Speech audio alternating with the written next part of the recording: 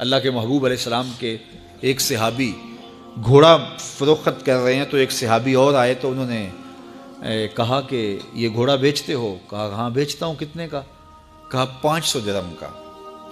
تو عرب گھوڑے کے اوپر سواری کر کے چیک کرتے تھے، دیکھتے تھے، ٹرائی لیتے تھے۔ تو گھوڑے کے اوپر جب ٹرائی لی نا تو واپس آ کے کہا کہ اس کا 600 درہم لوگے؟ اس نے کہا میں تو 500 میں بیچنے آیا ہوں، تو تم 600 دیتے ہو تو بسم اللہ۔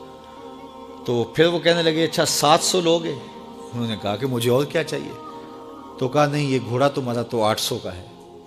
وہ کہنے لگے ہاں میرا گھوڑا 800 کا ہے۔ تو کہا پھر 500 کا کیوں بیچ رہے ہو؟ کہا میری مجبوری تھی، میں نے بیٹی کی شادی کرنی تھی اور میں مجبوری سے 800 کا گھوڑا 500 میں بیچ رہا ہوں۔ انہوں نے کہا میرے صاحب، میرے بھائی، میں تو 800 میں لوں گا، جب ہے 800 کا ہے تو میں 500 کا کیوں لوں؟ انہوں نے کہا بسم اللہ۔ انہوں نے 800 روپے پیش کی اور گھوڑا لے لیا۔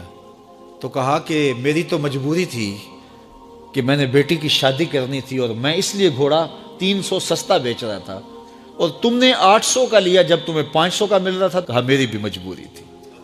کہا تمہاری کیا مجبوری تھی؟ کہا میرے رسول کا فرمان میری مجبوری تھی۔ کہا کیا رسول اللہ کا فرمان ہے؟ کہا ہمارے رسول نے ہمیں سودا خریدنے کا حکم دیا ہے، کسی کی مجبوری خریدنے کا حکم نہیں دیا۔ آج تو کہتے ہیں جناب یہ 5 کروڑ کی پراپرٹی ہے، وہ تو مجبور ہے بیچارہ اس لیے 3 کروڑ کی بیچ رہا ہے۔ ہم کہتے ہیں بس ہاتھوں ہاتھ اٹھا لیں۔